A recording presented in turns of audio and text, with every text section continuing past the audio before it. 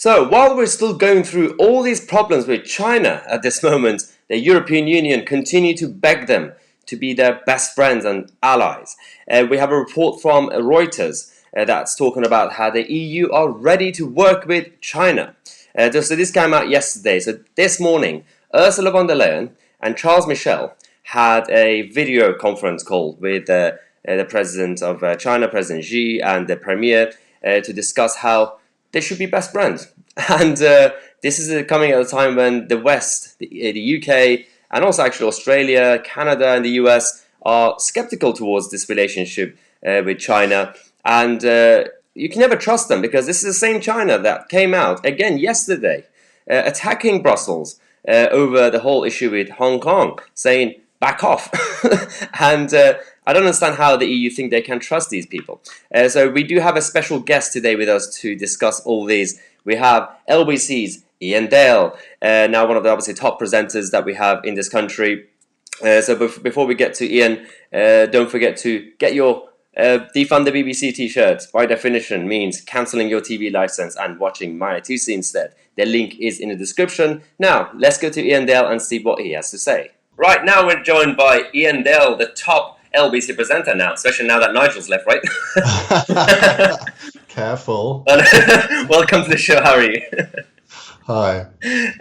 So obviously there's a lot to talk about today, but specifically I want to ask you about the relationship between China and the EU, because today Ursula von der Leyen had a meeting and a video conference with the Chinese premier, and to kind of become allies and friends, even though the EU's concept was always we should create a united Europe to be against America and China. And now obviously China are also attacking the EU over the whole Hong Kong situation.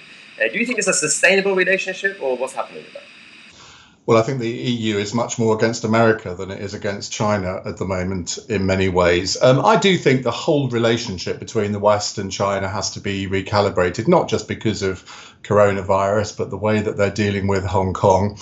And of course, the EU was very limp-wristed in the way that it reacted to what's going on in Hong Kong. The European Parliament did actually pass a motion, I think, last week condemning the Chinese for what had happened. So, I mean, that's a start, but that's the European Parliament, not the European Commission.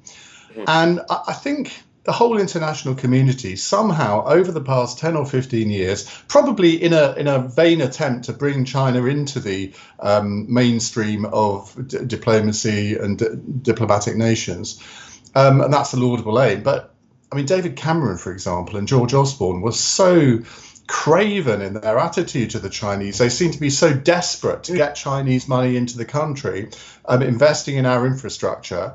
It was kind of the new PFI. I mean, hospitals wouldn't have happened without new hospitals wouldn't have happened without PFI, and some British infrastructure wouldn't happen without Chinese money. Mm-hmm. But they seem to do it without recognizing the dangers, and what we've seen with Huawei, what's going on there, what those potential dangers might be. And I think with everything that's happened now, we need to recalibrate our relationship with China. I don't mean breaking off diplomatic relations or anything like that. You don't want to go overboard, but we don't actually have to have them involved in our infrastructure in the way that maybe people have planned in the past. Theresa May was instinctively against it. Boris Johnson, I think, is instinctively against it. Yet even they both, in the end, made decisions that have brought the Chinese in from the cold, in a sense. But I think the Hong Kong situation, and indeed their disgraceful lack of transparency in the early days of coronavirus, I just don't see any alternative to looking again at the relation, whether it's between Britain and China and the EU and China. Yeah, because you mentioned the whole George Osborne, the trips that he had to China, rushing into let's just be friends. I think it's because over the last few decades, China showed that, oh, look at us, we are embracing economic capitalism to an extent, and the West just fell for it. With all its flaws and all the other problems that America have, at least Trump has always been consistent in terms of be cautious with China. And well, no, up to a point, Your Honour. I mean, he seems to see President Xi as one of his best friends. I mean, But he will impose tariffs and all the rest of it. yeah, I mean, he is a Jekyll and Hyde character, I think, on China. Now, that's been quite useful to him in some ways because the Chinese don't quite know how to react to him. yeah. So they have embraced him to a degree. And I mean, we've seen all the stuff about that John Bolton's come out with this week about how Donald Trump has basically asked them to help in his re-election campaign. So it's a very complex relationship. Yeah. But I mean, you can't just say that Trump has been sort of dogmatic against China. That's not right. That's fair, I guess. I mean, but on the other hand, you mentioned at the beginning.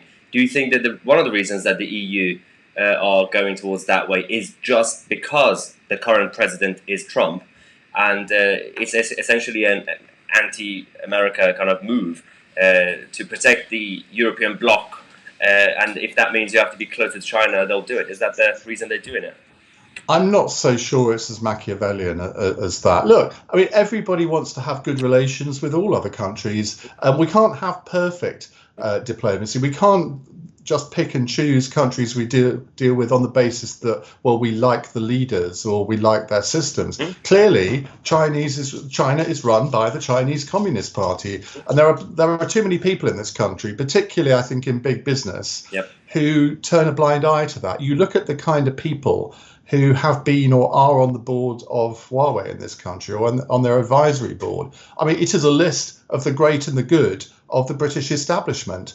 And you think, well, why have Huawei done that? Well, it's perfectly obvious why they've done it, to curry favour, to make sure that they have access to the corridors of power and that they can hoodwink the British government into thinking that there's something that they're not.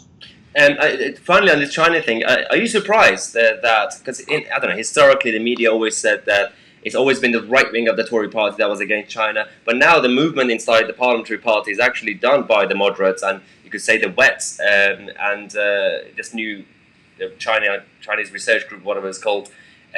Is this finally the one topic that could unite the Tory party?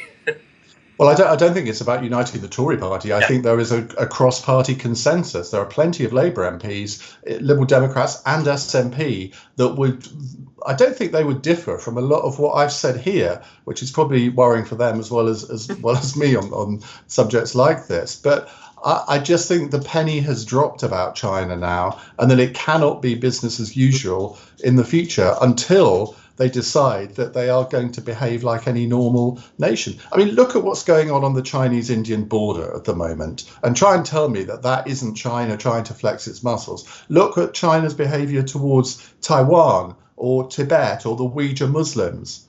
That this is not the behavior of a nation that belongs to the normal diplomatic community. Yeah, and this is exactly why the EU should be careful how close they're going to get to these the Communist Party. The other thing I was going to talk about, because today we've had the government finally announcing more guidelines in terms of easing the lockdown. Are you happy with the announcement? Are you still cautious about easing the lockdown? What's your view? Well, I am very cautious because I'm a type 2 diabetic. So we're doing this. I'm in my dining room at the moment. I haven't left the house really, apart from to go up to the corner shop a few times, for nearly 100 days now. Wow. So I am not going to be going out sort of to the pub on July the 4th, much as I'd quite like to.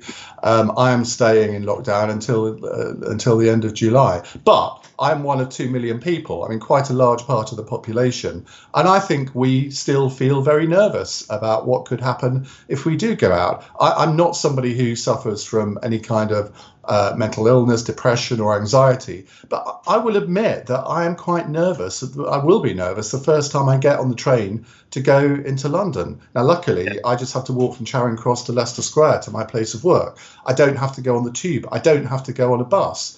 But if you're somebody who lives in Milton Keynes and commutes every day into Euston, and then you have to get the tube to, I don't know, South London, I mean, and you're really worried about it, I can understand people feeling very anxious about that. But I do think it is time to lift the lockdown to an extent. I think pubs, hotels, restaurants, they can't really go on for much longer in this manner. It is a risk, though, and I think everybody's got to accept that it's a risk. I think we all have to take responsibility for our own behaviour. Right. I think all of the institutions that will be opening in July, they need to have secure plans in place. But it's most of this is common sense. Yeah. And I think the British public have actually cottoned on to that during lockdown. But you do detect that there are some people who think it's all over and they can just act like normal. Well, you can't, I'm afraid. And that will risk a second spike later in the year. And that would be the worst of all worlds. I think most of us just want some degree of normality back in our lives, and that does involve going back to work. And I think if you aren't in a shielding group at the moment, there frankly ought not to be a reason for you not to go back to your normal work. Now, it may be that you've still got children at home who aren't going to school, and you've got to care for them. Everybody's circumstances are different. You can't have a sort of one size fits all ease of lockdown, because we're all different. We all have different priorities. We all have different views. We all have different working styles. The last thing I was going to ask you, and you've been talking about it, everyone's been talking about it, is the whole statue gate. Do you think it's going to kind of calm down now? Because it's a very American debate that was exported here. And do you think now they're going to kind of slowly stop these protests, or are they going to come back out again and it's going to get worse and worse? There's no sign that the Matter protests are stopping. They seem to be taking place every weekend, but they do seem to have calmed down a little. I think, look, one of the encouraging things that has happened from all of this is that after that statue was ripped down in Bristol, and I'm not going to cry any tears over that particular statue, but then there was a talk about Churchill's statue, about Queen Victoria and all the rest of it. What I thought might happen then was that you would get mobs all around the country ripping down historical statues. Now, that didn't happen. No. And I take that as a really positive thing. I have no problem debating with people about whether these statues should be kept or not. I think it's an entirely legitimate debate to have. My view is that you shouldn't censor your own country's history. I am uneasy about the Cecil Rhodes one, for example, coming down. I mean, are we supposed to now rename the Rhodes Scholarship? I do think that the Black Lives Matter movement itself has not come under enough scrutiny, in that I understood that the UK version of it was totally different to the US one, which wants to defund the police, destroy capitalism. But oh no, if you go on their GoFundMe page, you see there in black and white, we want to abolish the police. We want to abolish capitalism and lots of other things, which you and I would take great exception to.